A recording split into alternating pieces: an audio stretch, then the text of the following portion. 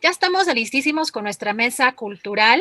Vamos a platicar hoy de un tema que, pues, lamentablemente por la emergencia sanitaria quizás ha sido un poco olvidado, que es el arte y la cultura.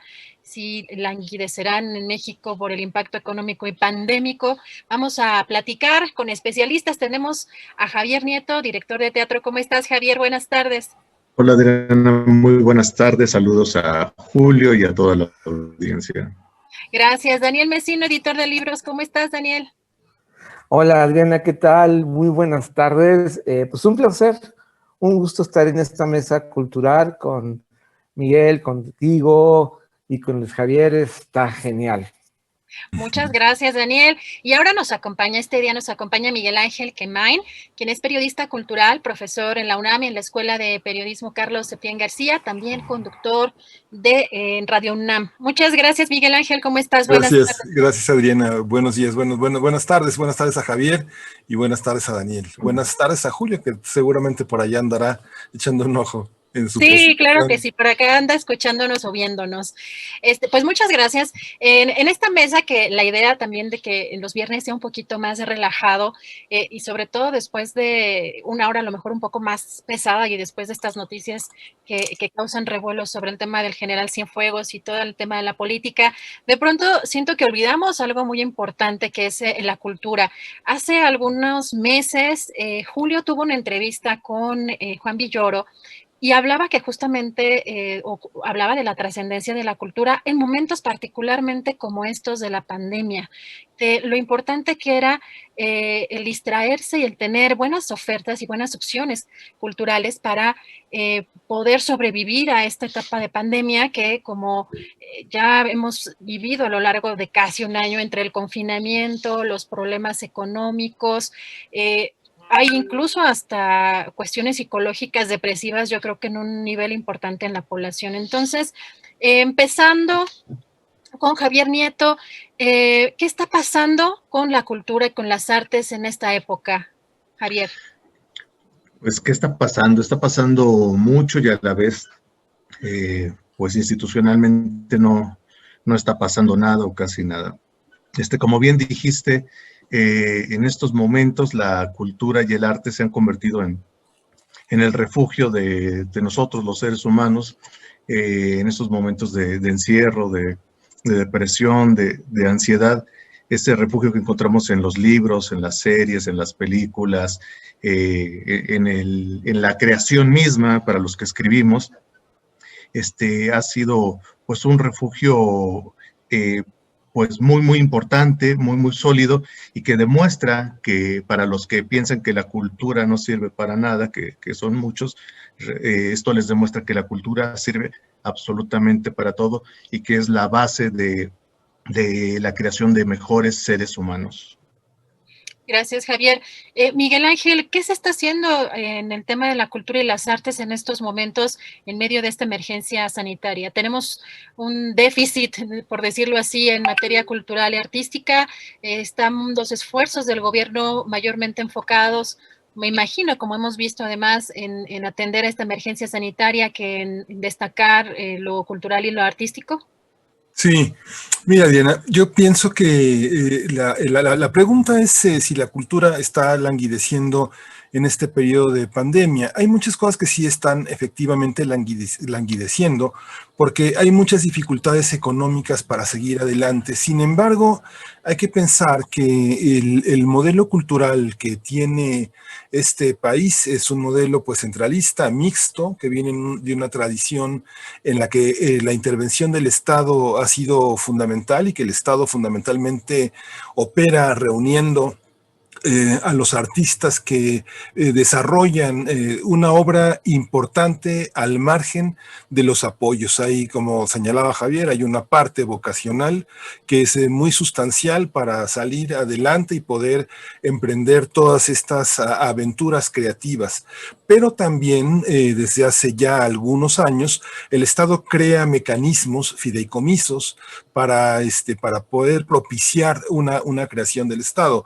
por parte de los artistas patrocinados por el Estado en función de los proyectos que los propios artistas proponen. Ha habido muchos mecanismos que se han creado alrededor de distintas materias. Por una parte, de la industria editorial, de la industria del libro, de las artes escénicas, de la industria cinematográfica, que seguramente será la más golpeada, a pesar de que el Tratado de Libre Comercio inscribe muchísimas posibilidades de coproducción, pero Fidecine, Foprocine ya no estarán.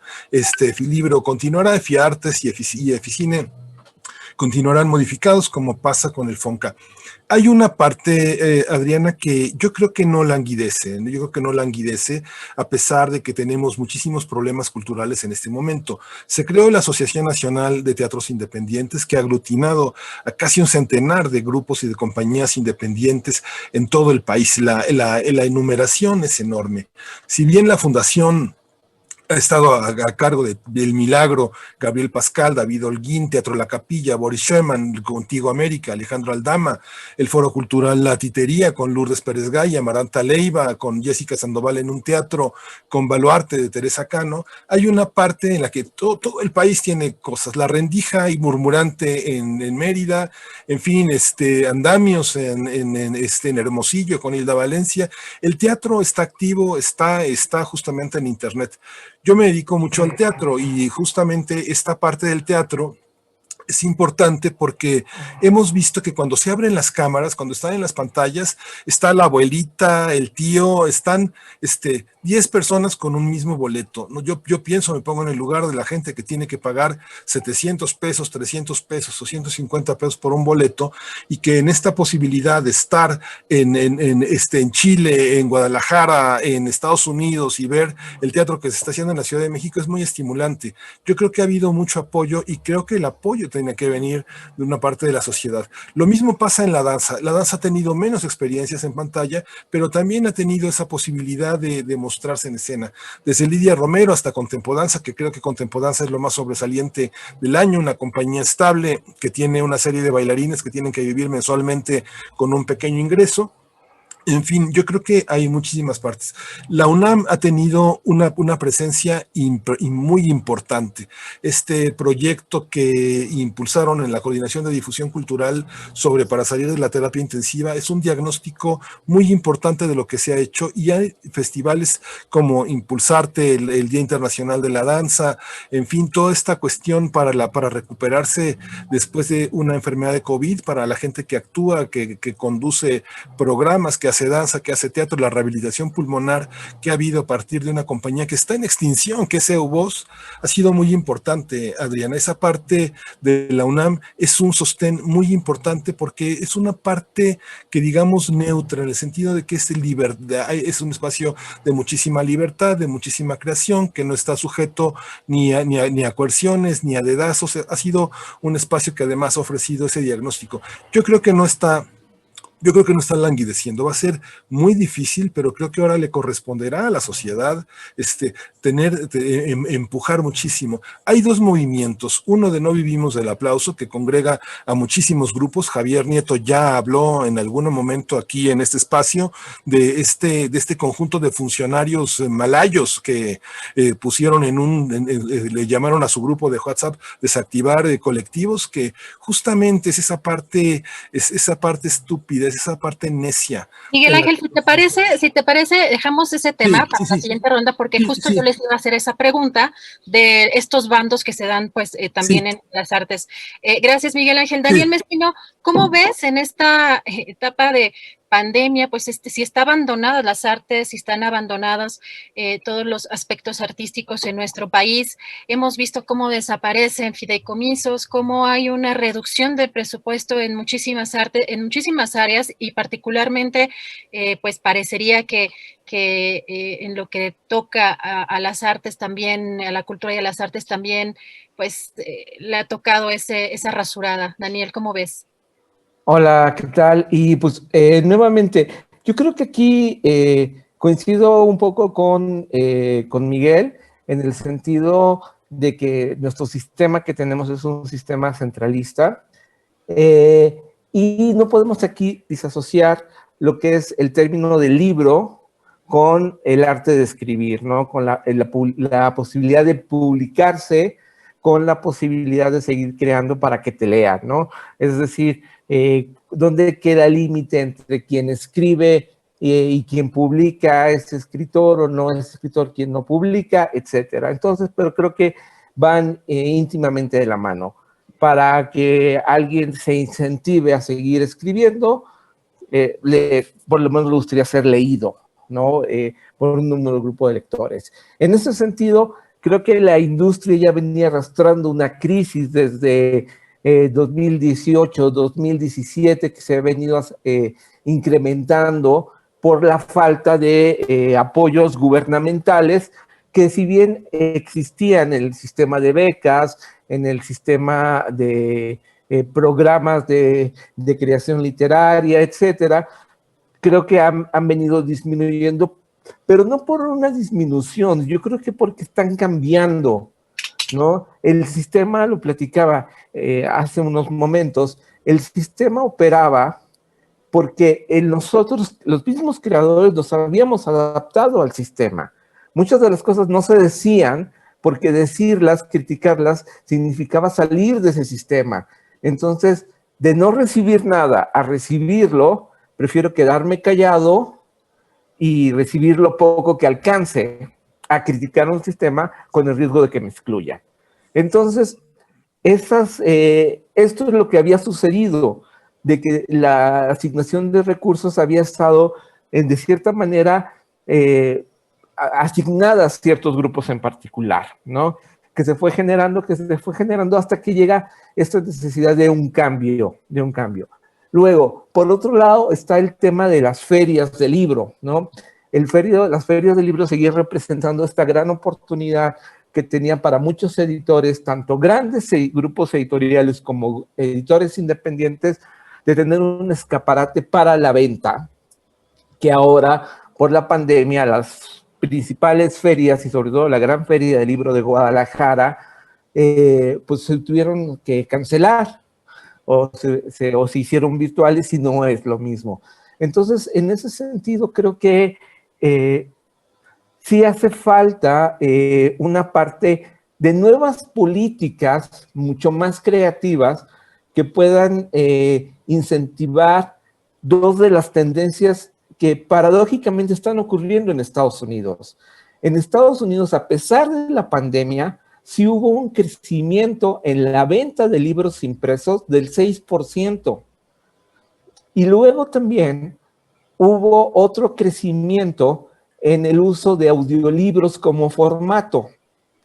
Entonces, inclusive tal este caso de los audiolibros, inclusive está obligando ya a que muchos escritores americanos escriban para primero sacar el audiolibro y después formarse y llevarlo al libro impreso. Y aquí creo que dentro de toda esta esfera, el gran ganador es el lector. El lector porque tiene, la otra tendencia es el poder que tiene el lector para elegir a dónde asistir, qué libro comprar, en qué feria participar, a qué autor escuchar, a qué autor leer, desde la comodidad de una pantalla. Entonces, las nuevas políticas donde yo creo que el gobierno tendría que incentivar es en la manera de poder hacer que las nuevas tecnologías sean mucho más accesibles para este grupo de de consumidores de libros, ¿no? Y de los posibles también editores y actores y autores. Perdón. Gracias, Daniel. Javier, pues empezamos a lo mejor con la parte más, de mayor debate, justo lo que hablaba Miguel Ángel, en este tipo de grupos o cuando perteneces a un grupo y que te otorgan mayores beneficios en la cultura. Digo, lo hemos visto en diferentes áreas, por supuesto en la periodística es también una de ellas, pero en la parte de la cultura, en este nuevo gobierno de la Cuarta Transformación, ¿cómo han cambiado esos bandos o cómo están repartidos de alguna manera estos privilegios o estas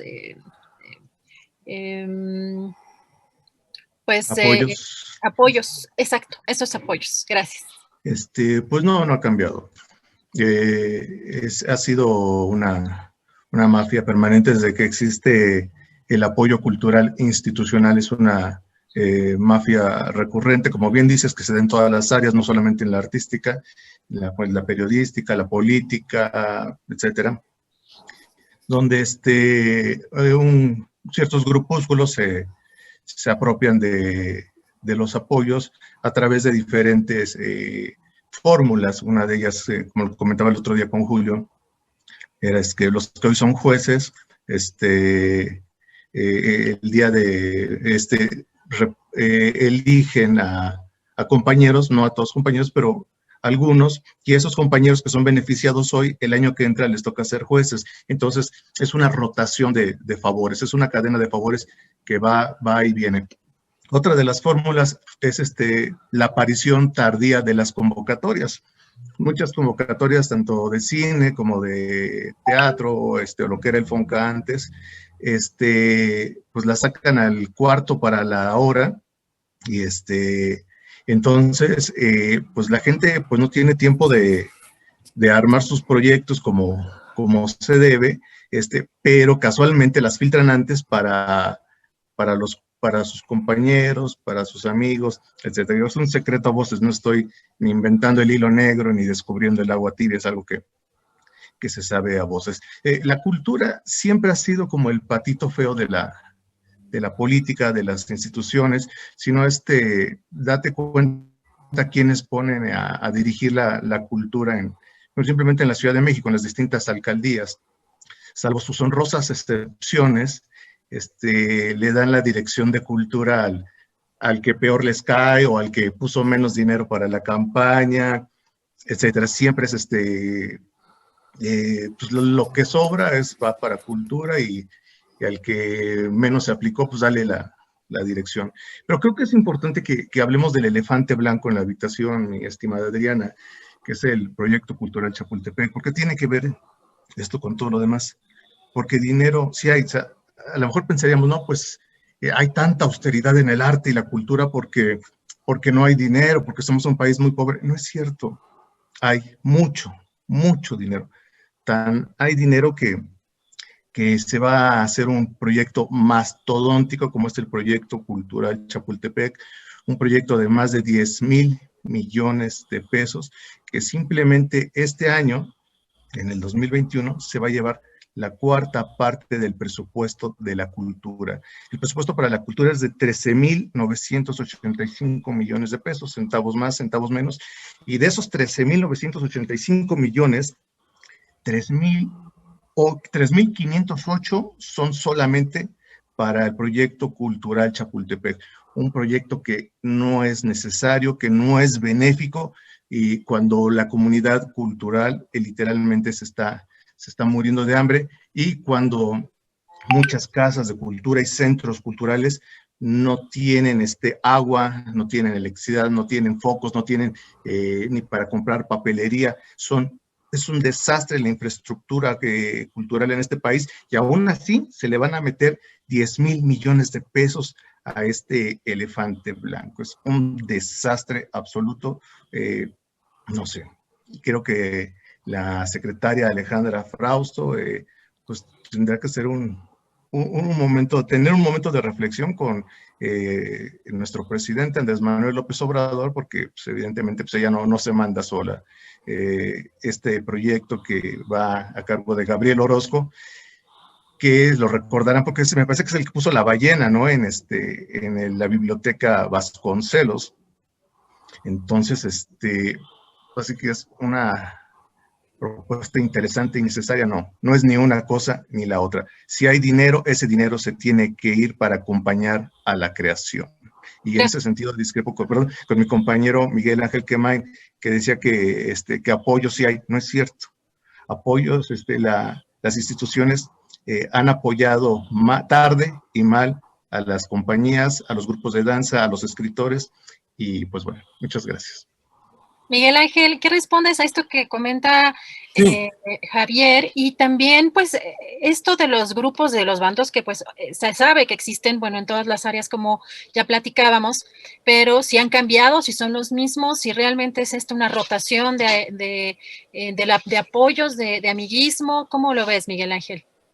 Sí, bueno, sí, yo creo que sí hay apoyos, o sea, discrepo de lo que dice Javier en varios aspectos, pero quería comentar también lo que señala Daniel Mesino. Hay una parte en la que discutimos el tema de la pandemia que se da que se da en el contexto del gobierno de la Cuarta Transformación. Yo creo que hubo toda una reestructuración de una parte importante del sistema cultural que colocó al libro en una situación aparte, ¿no?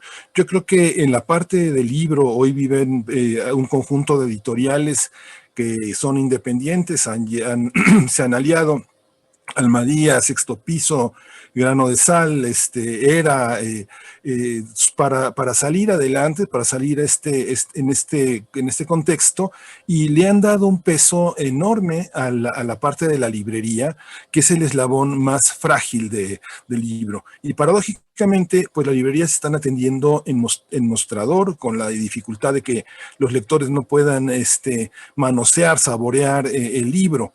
En este contexto, la editorial pública tal vez más importante, junto con la UNAM, el Fondo de Cultura Económica, me parece que sí tiene un liderazgo fundamental en este escritor polémico para muchos, que es Paco Ignacio Taibo II, que antes de la Cuarta Transformación, él transformó de una manera radical la manera de promover la lectura y de acercar la lectura a los jóvenes. Es un escritor que nunca ha dependido de ninguna ayuda, que él ha vivido de sus libros y que ha sido un motor no solo en México, sino en Europa y en Latinoamérica de la lectura, ¿no?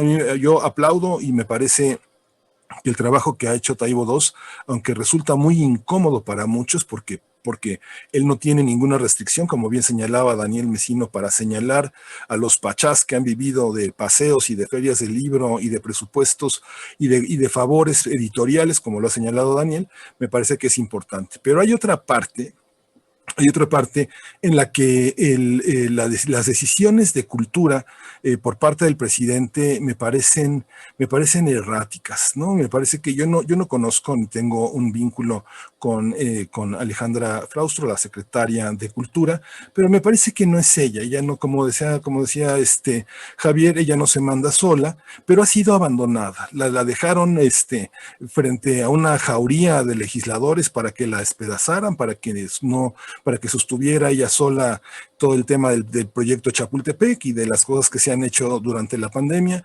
Yo creo que contrasta con quienes han tenido la oportunidad de dirigir la cultura, ¿no? Esa manzana envenenada que le arrojó Salinas al medio cultural para privilegiar a algunos, y de ese privilegio, esa herencia envenenada, de esa herencia vivimos.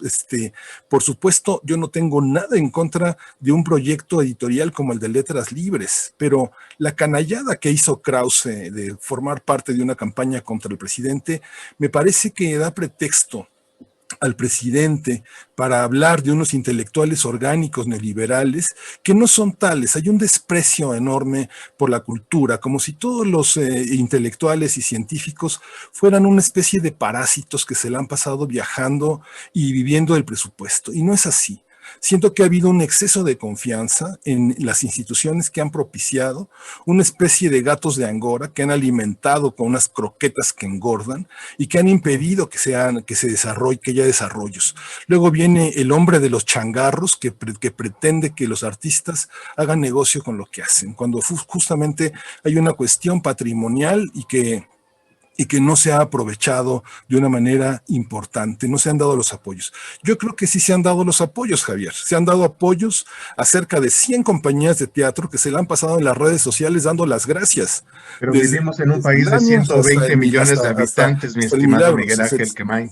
¿Perdón? Es un país de 120 millones de habitantes. Claro, pero ¿sabes lo que significan 100 apoyos en un país de 120 millones de habitantes? Sí, pero son las compañías primordiales. Bueno, compañías primordiales. Digamos que si hay un grupito de gente que hace teatro en Chalco, no lo puedes comparar con la tradición que tiene el Milagro, o no lo puedes comparar con la Capilla. Pues no, porque todos se han manejado siempre de manera centralista. No, pero no es así, Javier, no es así.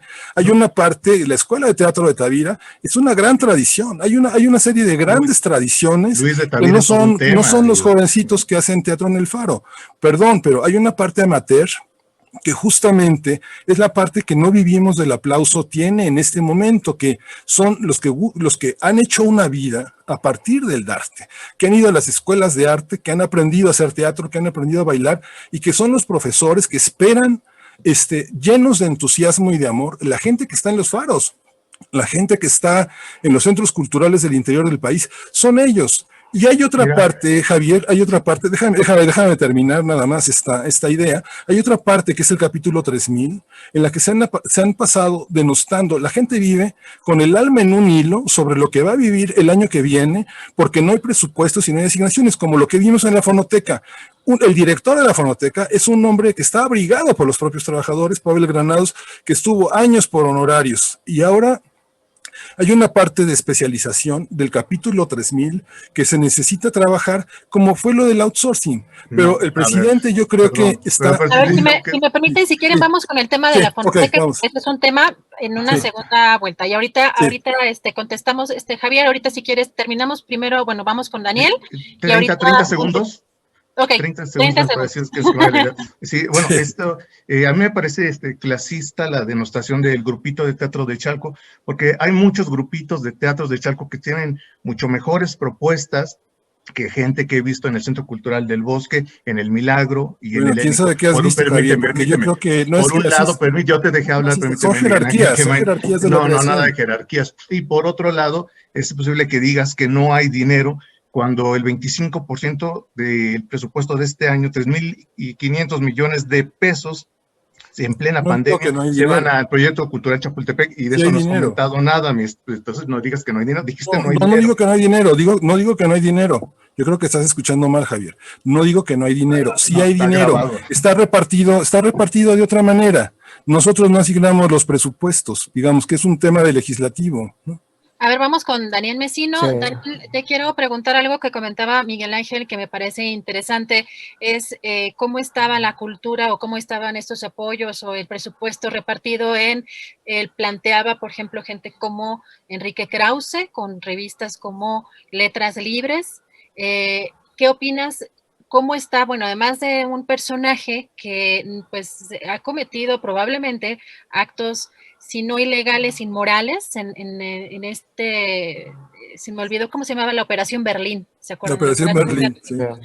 Bueno, personajes que han estado vinculados a este tipo de acciones, obviamente en contra de Andrés Manuel López Obrador desde hace pues muchísimos años, pero el papel que tienen en la cultura y en los apoyos que han sido para ciertas élites en la cultura. ¿Qué opinas, Daniel?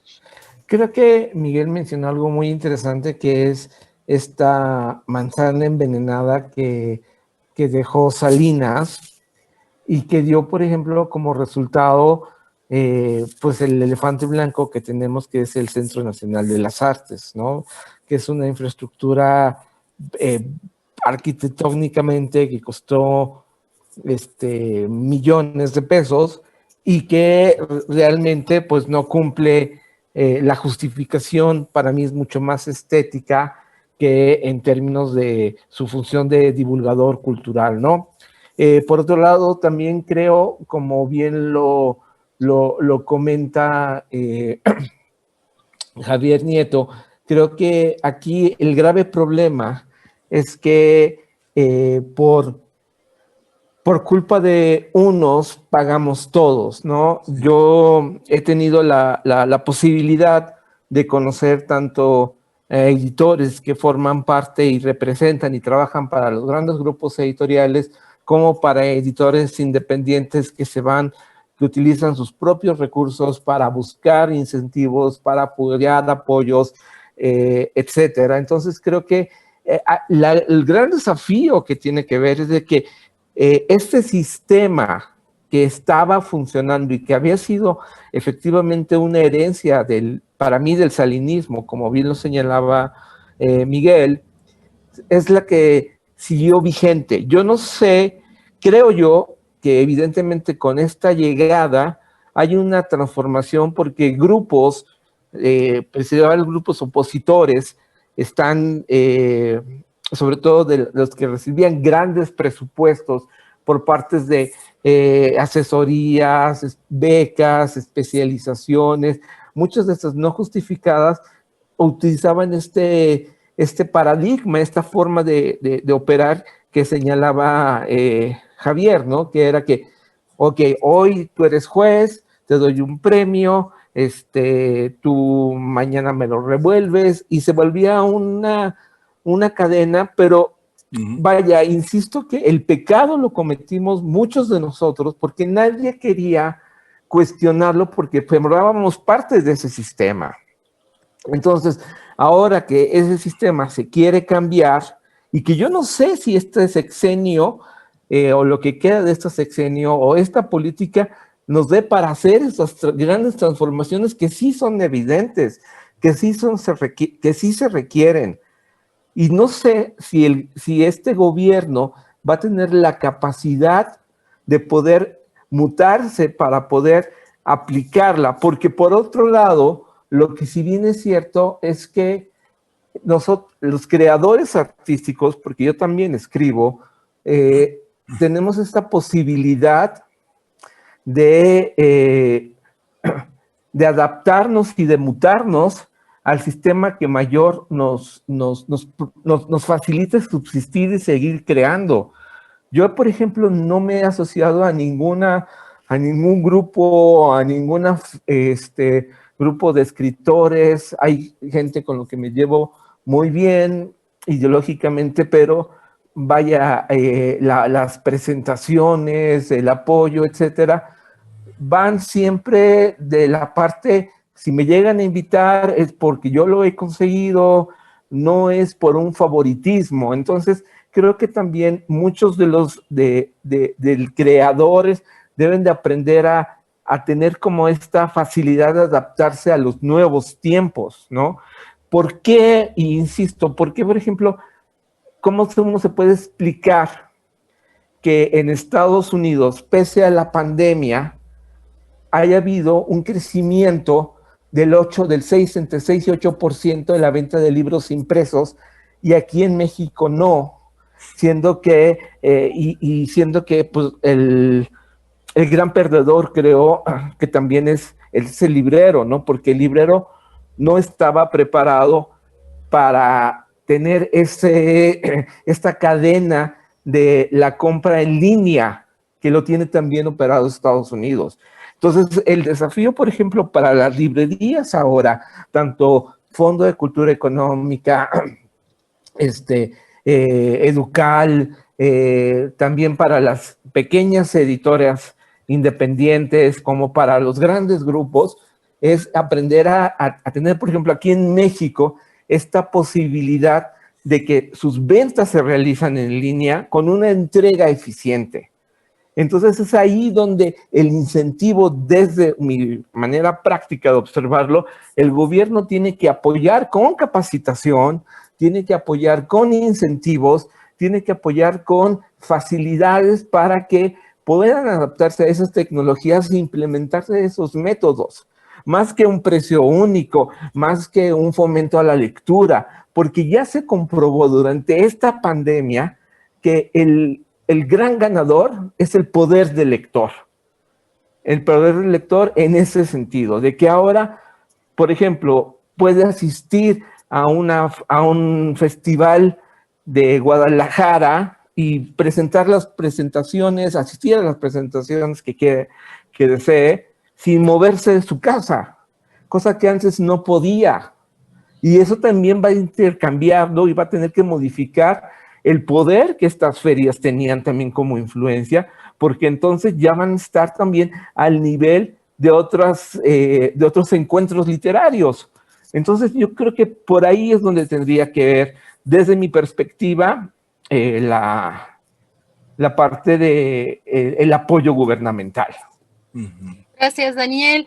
Y bueno, ahora sí, Javier, entrando a este tema que acaban de poner en la mesa, de hecho vemos que me parece que el día de ayer colectivos de trabajadores justamente de lo que decía Miguel Ángel en el capítulo 3000 han hecho estas protestas, han pedido que se les garanticen empleos a todas las personas que están a cargo de proyectos importantes o fundamentales ahí en la fonoteca, y que estamos viendo que en medio de la pandemia pues hay entre despidos o o incluso no hay pagos. Hay muchas denuncias de gente que ha estado colaborando o externamente o dentro de algunas instituciones y que no han recibido pagos. Javier.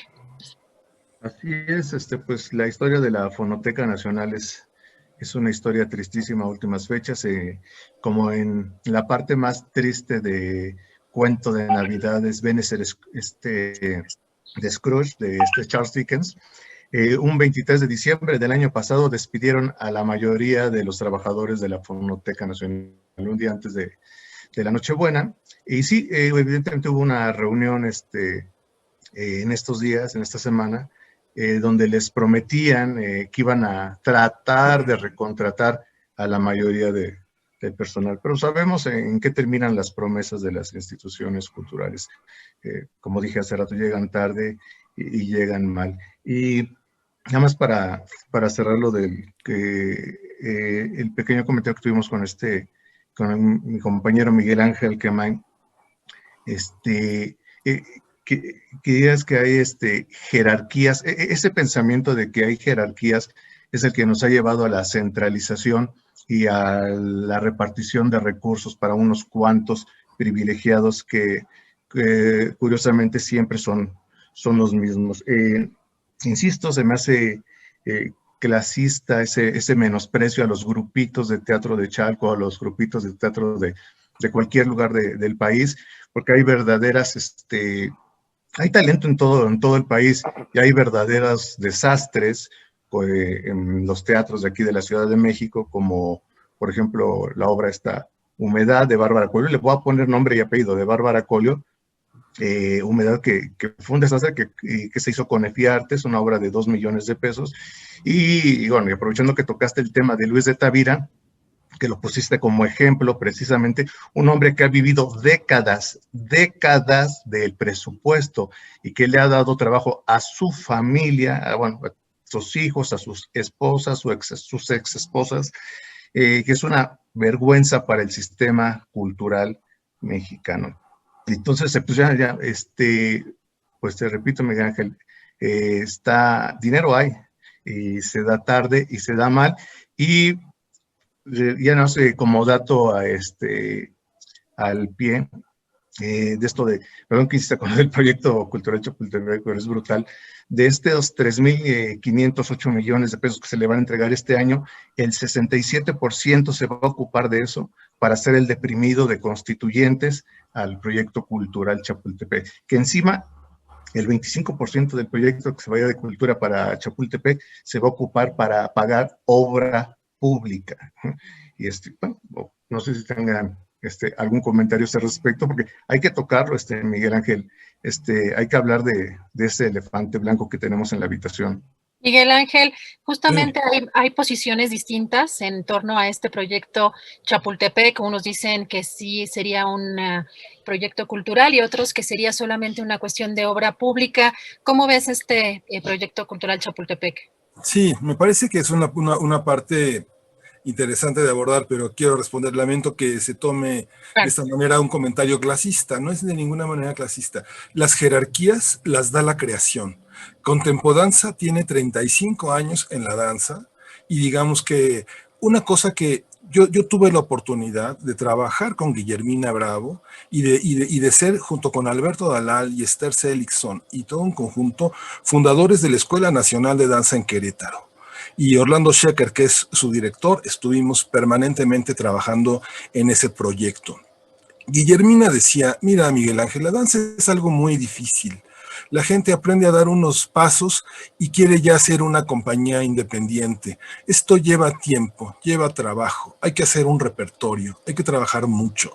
A eso me refiero con lo de amateur. Yo sé que yo he estado leyendo en bibliotecas de Zacatecas, de San Luis, de Durango, de Querétaro, de Guanajuato, y he escuchado la pasión de muchos jóvenes que hacen sus tertulias en la biblioteca, que hacen sus tareas allí y que aspiran, que hacen poemas, que escriben, que discuten entre ellos.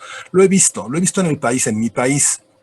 Y sé que también hay una parte en la que la docencia lleva de la mano a la gente que es amateur y tienen que sumarse a esos proyectos. O sea, yo digo en Chalco porque Chalco es un desierto donde lo que importan son los peceros, y yo me refiero a esos grupos que logran hacer cositas en el parque, pero que no son la cultura, en el sentido en el que no traducen, no forman un repertorio. Se ha hecho poco a poco. Lo que tenemos hoy se ha hecho poco a poco y tenemos maestros y hay una gran promoción cultural donde deja mucha gente sin poder ejercer lo que ha aprendido a hacer. Es una parte muy, muy distinta. ¿Cuántas de las personas que han egresado de la carrera de teatro son actores o directores o hacen teatro? Es parte de lo que pasa. ¿Cuántos ingenieros hacen ingeniería y cuántos médicos no se dedican a vender, trabajar para las farmacéuticas? Es parte de lo que se genera en todos los países. Pero esto que comenta Javier del proyecto Chapultepec, mira, hubo una reunión en Zoom donde estuvieron los antagonistas del proyecto y la secretaria. No pudieron con la secretaria. Les dijo, miren, esto es parte de la democracia, van a ver que está bien bonito, y todos se quedaron callados. Se hizo un comunicado que está en la página de la Secretaría de Cultura, no se hizo un comunicado por parte de los opositores y ahí está. Y bueno, Gabriel Orozco, pues es alguien muy, muy vilipendiado. Yo no tengo un vínculo con Gabriel, no puedo decir que lo defiendo.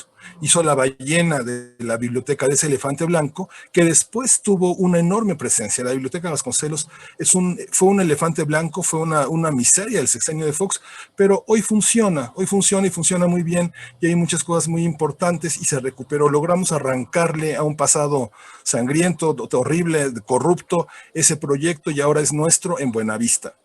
Eso es indefectible. Los pinos, ese dinero que se invirtió en los pinos para convertir a los artistas como en payasitos, como saltimbanquis que divertían a la gente que iba a pasear por morbo para ver cómo vivían toda esta familia televisiva que fue la familia de Peña Nieto ahí en Los Pinos, pero al mismo tiempo se gasta en esas partes que, no sé, Julio, también tú, Javier, por la edad sabemos todo lo que era socicultura. Las presentaciones que se hacían en la Alameda, payasitos, cabareteras, actrices, bailarinas, cantantes, declamadores, todo el ejército que el PRI consideraba como cultura, ahí estaba. Y lo mismo parece que pasa ahora en Los Pinos, o sea, parece ahora que pasa lo mismo, porque el presidente ha carecido de esa bonomía de dar una oportunidad. Yo no soy, pienso que, por ejemplo, el castigo a la revista Nexos por parte de la Secretaría de la Función Pública me parece burdo, ¿no? Me parece que ellos han sido, como dice el presidente, intelectuales orgánicos, aplaudidores de Salinas, pero la revista Nexos me parece que en los años que ha tenido, me parece que ha hecho cosas muy importantes. Me parece que no hay matices, me parece que se estigmatiza. En los medios de comunicación ha habido muchos comunicadores que han servido de voceros de la corrupción, de la impunidad, y que han formado parte de los intelectuales orgánicos, pero yo creo que hay que desbrozar fino. Yo creo que un hombre con ese poder, con ese liderazgo, como es el presidente, con la confianza que a mí al menos me ha provocado, yo voté por él, lo estimo, lo aprecio, cada vez que lo oigo señalar cosas me emociona, pero no puedo creer que tenga esa limitación, esos alcances tan pequeños para hacer una valoración de la cultura, Adriana. Gracias, Miguel Ángel. Daniel, es un tema muy interesante también el que pone Miguel Ángel, el presidente y la cultura. Este complejo cultural Los Pinos que comentaba Miguel Ángel, ¿cuál es tu opinión de esta transformación de lo que eran Los Pinos a lo que es ahora y el acercamiento del propio presidente con la cultura? Para mí, yo creo que uno de los momentos más interesantes que vivió digamos, los gobiernos de alternancia en la historia de la Ciudad de México en particular, es cuando estuvo Alejandro Aura, ¿no? Y se estaban organizando estos conciertos, estos talleres, estos encuentros literarios. Había una definición de la cultura. Yo escuché, por ejemplo, a Maura Portuorio en el Zócalo capitalino. Bueno, qué decirte de los clubs de lectura que existían allá en Coyoacán. Entonces había como esta tradición y para mí ese momento era muy interesante. Después vino este cambio hacia la concepción cultural de lo que no siempre nos trataba de redefinir el concepto de qué era culto y qué no era culto, y qué le estábamos dando, digamos, a la comunidad en general como parte de entretenimiento. Creo que aquí es donde encuentro una mayor disonancia a la hora de poder elegir qué es lo que estamos nosotros, qué es lo que deseamos considerar como cultura y qué no es cultura, qué es lo que se necesita para poder calificar como que esto recibe un apoyo y esto no recibe un apoyo. Y creo que aquí no es una labor simplemente que tenga que hacer el presidente, creo que tiene que ser una labor que tiene que delegar a grupos, a personas, a personajes y a funcionarios que tengan esa capacidad de transparencia, de poder hacer, claro, los procesos con mayor transparencia posible, que se puedan decir, ok, esta beca sí está asignada a este grupo de personas, a este grupo de creadores bajo estos parámetros, las convocatorias sí están presentadas en este momento. Si bien yo desconozco lo que ocurre con el proyecto Chapultepec, pero digamos, ¿cuál es el sentido? O sea, aquí lo más importante, y creo que esto es algo que ha sido la continua demanda, es la falta de claridad en cuanto a siempre hay como no recibimos la información completa. Entonces, yo insisto, no sé si esto vaya a alcanzar un sexenio, lo que resta del sexenio, o cuántos años más para poder regular un sistema cultural que realmente permita transformaciones y que se adapte a los nuevos tiempos, ¿no? Porque evidentemente, por ejemplo, vamos a ver que siguen habiendo programas culturales alrededor del mundo en los que participan varios apoyos, ¿no? Como embajadas de otros países, como patronatos de organizaciones y compañías privadas, académicos. Entonces, ¿cómo puedes tú reglamentar y adaptarnos a los nuevos tiempos ahora? Entonces, yo creo que más que un tema que tenga que resolver solo el presidente, tendría que ser un equipo que logre transparentar y comunicar con claridad los procesos para la asignación de recursos, y creo hoy, no sé si esto sea la gran carencia que tenga el sistema cultural mexicano, porque no lo había tenido, esa es la realidad. Eran como bien lo comentaba Javier Nieto, era títeres, era el que peor le caía, ¿no? De funcionario, pues quédate con cultura, etcétera, ¿no? Gracias, Daniel. Ya estamos terminando esta mesa, les agradezco mucho, ha sido muy enriquecedor escuchar las diferentes posturas y perspectivas. Javier Nieto, para cerrar, adicional de que quieras hacer un comentario en otro sentido, ¿cuál sería la valoración que tienes del actual titular de la Secretaría de Cultura Federal, Alejandra Frausto? Pues evidentemente mi valoración es negativa. Creo que no la conozco personalmente, me parece que es una persona con muy buenas intenciones, supongo que está preparada, pero creo que no ha sabido estar a la altura de las circunstancias, de las necesidades de la comunidad artística en estos momentos de pandemia. No se pueden despilfarrar 3.508 millones de pesos en una obra pública cuando tienes a la comunidad artística con una mano adelante y la otra atrás. Entonces, pues rodearse de, a lo mejor le haría falta, como comentaba Daniel Mesino, rodearse de un mejor equipo que pudiera mostrarle el norte o el panorama real y completo de lo que está viviendo la comunidad artística, mi estimada Adriana. Gracias, Javier. Miguel Ángel, ya también para cerrar, algún comentario adicional o la misma pregunta que Javier, ¿cuál es la valoración que haces de la gestión de Alejandra Frausto? Pues mira, yo creo que la valoración de la secretaria es difícil de hacerla, porque este teatro de la descentralización y de ir a Tlaxcala y todos en su coche yendo a Tlaxcala es verdaderamente cómico. Alguien tendrá que hacer alguna vez algún sketch de eso, ¿no? Pero yo creo que, como pasó con Víctor Manuel Toledo en ecología, el presidente no es capaz de poner un interlocutor. Yo creo que Alejandra obedece como gran parte del gabinete de la nueva secretaria de Educación. No hay estatura para poner una persona con la que dialogar, con la que discutir, con la que disentir. Finalmente te escucho, pero hago lo que yo quiero. Y yo creo que esa parte, yo creo que la secretaria, pues ni fu ni fa, ¿no? Yo creo que no es ella. Yo creo que ella está haciendo una buena gestión, que está administrando los recursos como puede, está haciendo lo que puede, está nadando con el agua en el cuello, pero yo creo que no es ella. Yo creo que el presidente tiene que elegir en su gabinete interlocutores.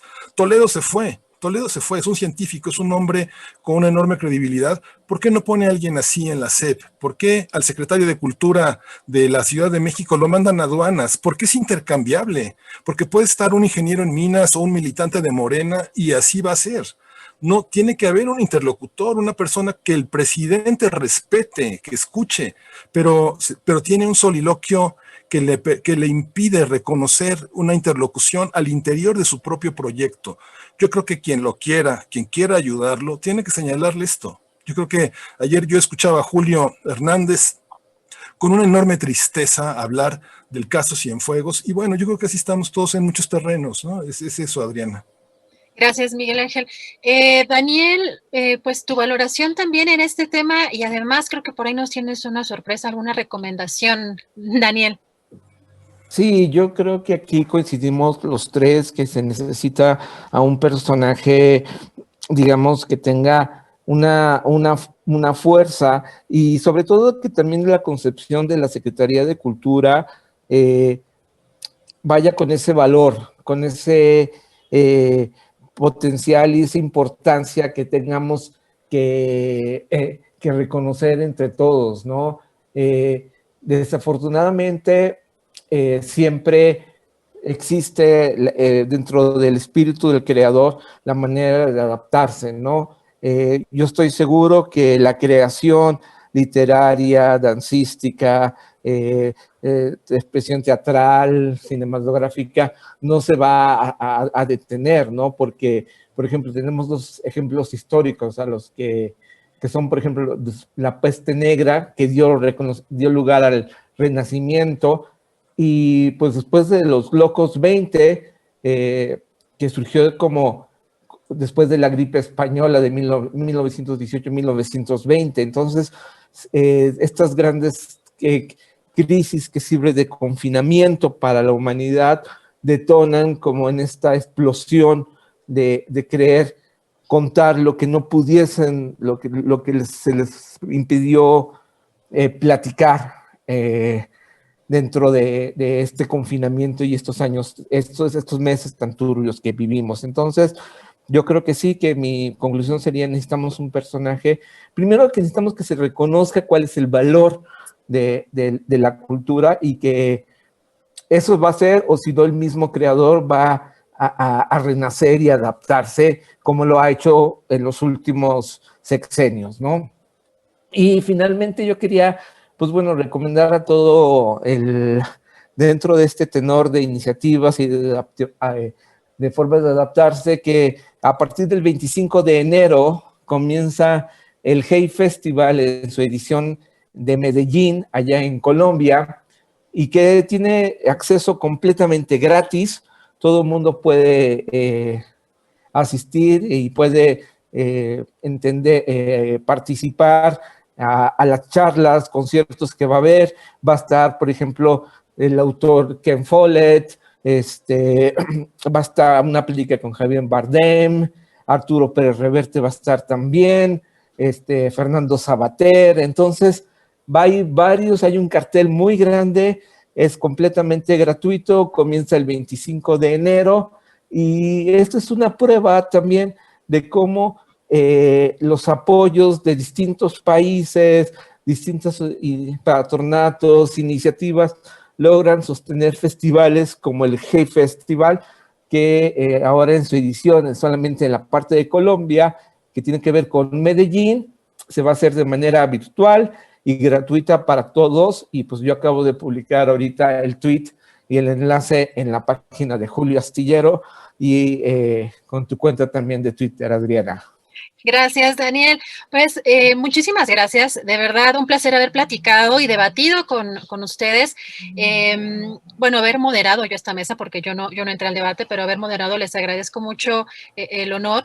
Y pues estamos en contacto. La verdad es que estos temas son muy importantes en esta época, como lo mencionaba al principio, así que les agradezco mucho que hayan compartido con la audiencia pues sus conocimientos y sus reflexiones al respecto. Javier Nieto, te mando un abrazo, muchas gracias.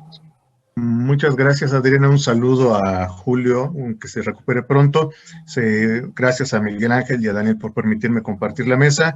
Pues a la gente le digo que me siga en Twitter para que sigan haciendo corajes en @LuisJavierNM en Twitter, les repito, @LuisJavierNM. Ahí estoy para que debatamos de lo lindo. Ahí los espero. Muchas gracias. Gracias, Javier. Miguel Ángel Quemay, muchas gracias. ¿Y en dónde te podemos escuchar, leer? ¿En dónde pues estás? Estoy diariamente en primer movimiento en Radio UNAM de 7 a 10 de la mañana y en la jornada semanal escribiendo de teatro. Agradezco mucho que en este espacio se haya hablado de cultura. Eres una conductora excelente, solidaria, leal. Cada vez que tengo la oportunidad de invitar a mis amigos a que contribuyan, a que aporten económicamente para que este proyecto siga adelante, es nuestro, es tuyo, es mío, es nuestro, porque es un espacio de credibilidad. Tenemos que sostenerlo, que desarrollarlo, porque pues es de lo poquísimo que hay con una enorme credibilidad. Gracias por la invitación, gracias a Javier, gracias a Daniel. Gracias, Miguel Ángel. Daniel Mesino, muchas gracias. Gracias a ti, Adriana, gracias a Miguel, gracias a Luis por esta tarde. Creo que era muy importante platicarlo y pues gracias, fue muy me ilustró mucho a mí, me ayudó mucho también para entender un poco qué es lo que está ocurriendo en este panorama cultural. Y saludos a Julio, una pronta recuperación, que aquí trataremos de cuidar el changarro lo mejor posible. Sí.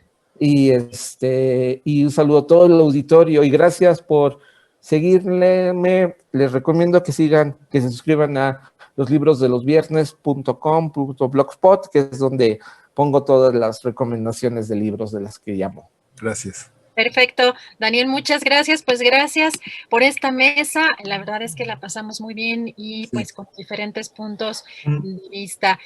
Nosotros les agradecemos muchísimo que nos hayan... A ver, sí, Javier. Sí, rapidísimo un anuncio parroquial. Que hoy tenemos Mesozoico, la radio del futuro, a las 8 de la noche por radiosogen.org, con homenaje al disco Rosa Venus de Fobia, Mesozoico Radio, en radiosogen.org, hoy a las 8 de la noche. Gracias. Perdón. Perfecto, gracias Javier. Gracias a los tres.